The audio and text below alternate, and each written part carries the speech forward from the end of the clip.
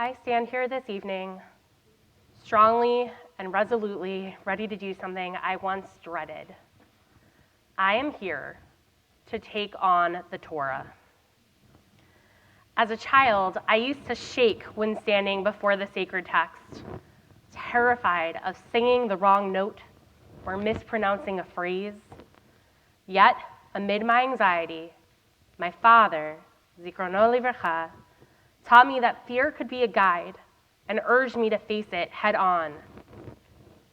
Slow down, he would say, knowing that each small success would help build my competence and my confidence. For his sake, while this sermon is relatively short, I'll try not to speed through it. Tonight, as I confront God's command in Deuteronomy to be careful to observe only that which I command you, neither add to it nor take away from it, I find myself embracing the challenge rather than retreating from it. Is challenging the Torah, challenging God even, a fearful endeavor? Perhaps. But my Father's words echo in my heart. Never let fear stop you. For him, fear was not a barrier. It was an opportunity to sharpen our instincts and deepen our resolve. Our Jewish texts echo my own father's teaching.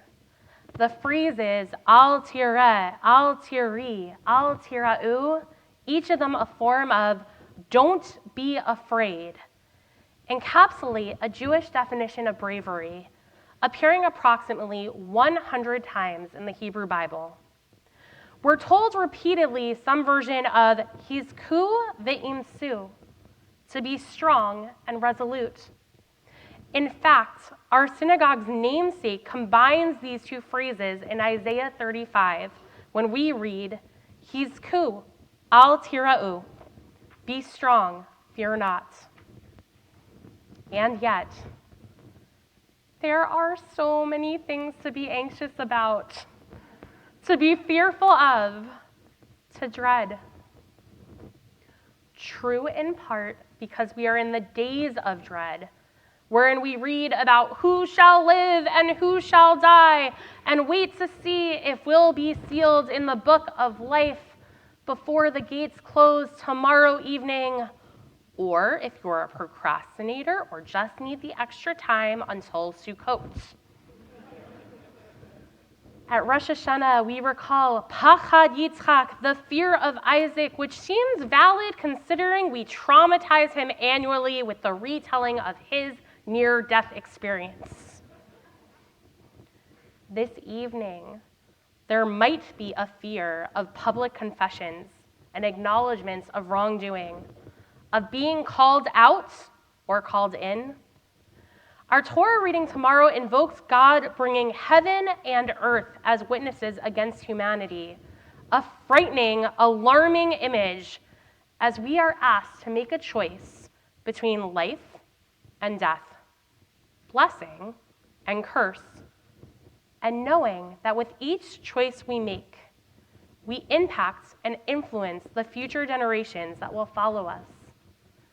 Our world can be a terrifying place, but this too is not new.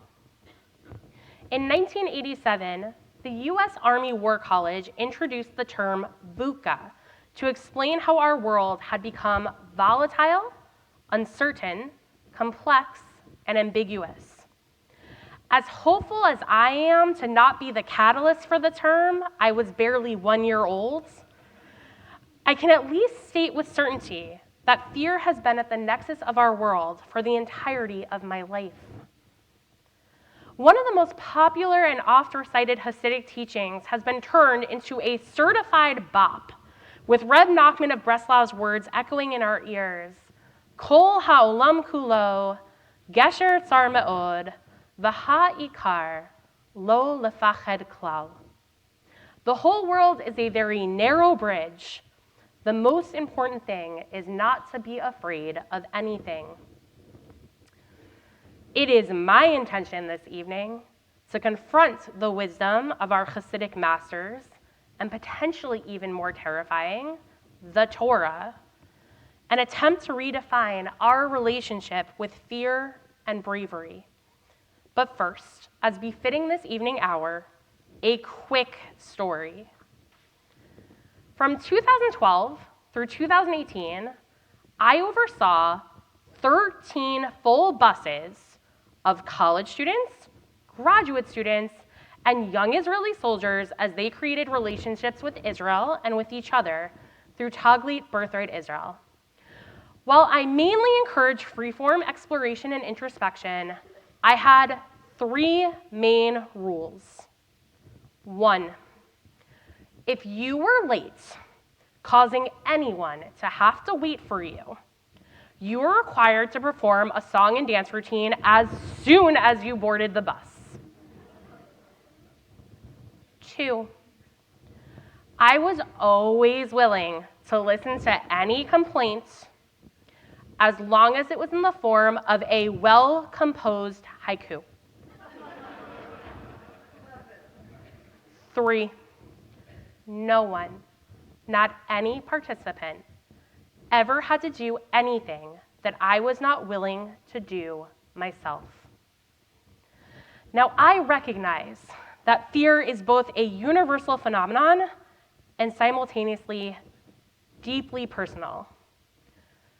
Some of my own fears include a lack of stability, public speaking, large crowds in small spaces, making the wrong choice, getting lost in a cemetery, saying the wrong thing, forgetting someone's name, unintentionally hurting someone, boats, losing people that I love, getting lost myself.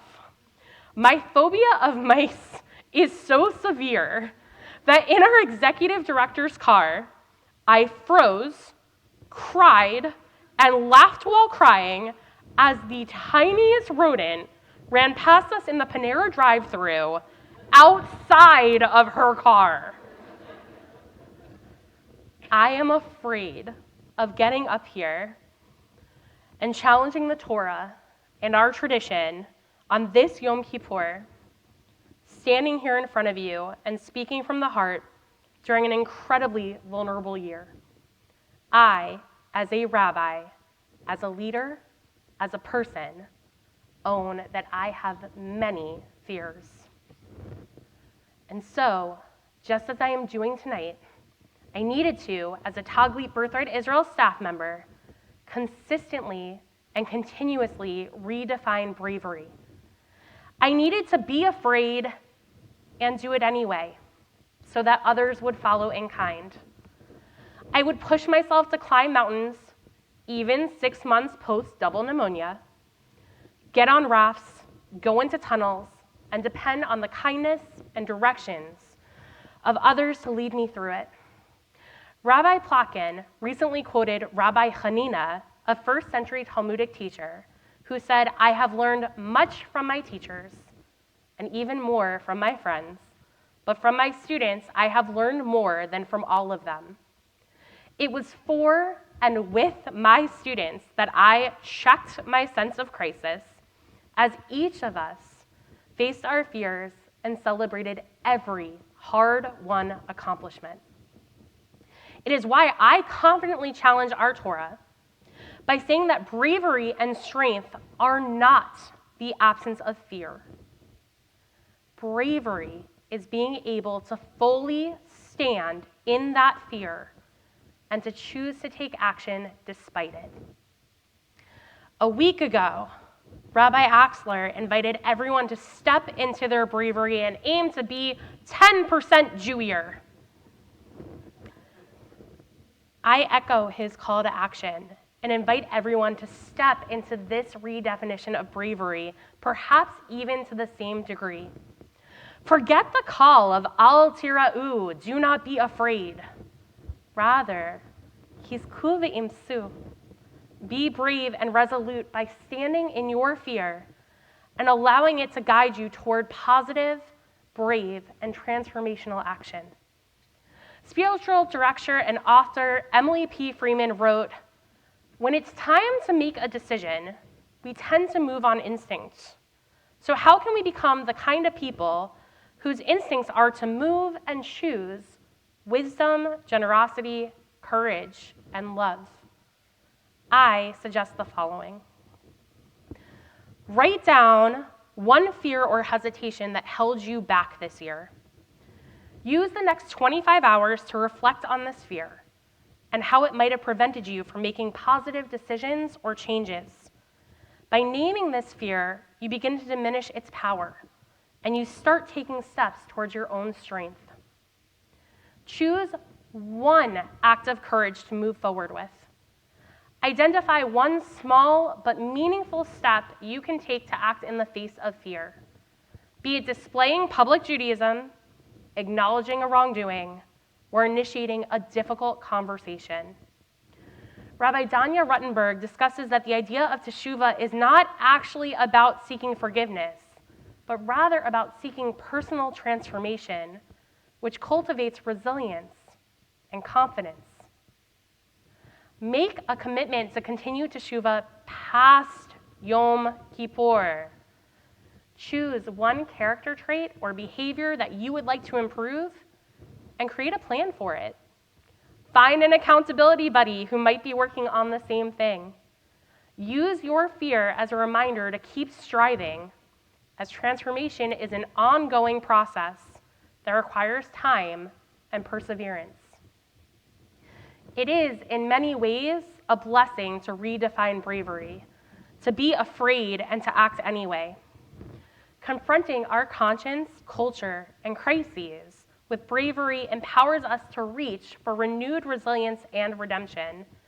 While Reb Nachman of Breslov stated, the most important thing is not to be afraid of anything. My favorite non-rabbinic teacher, Alana Arian, asserts, the most important thing is on the other side of fear. May we have the courage to redefine bravery as the ability to embrace fear and act with purpose anyway.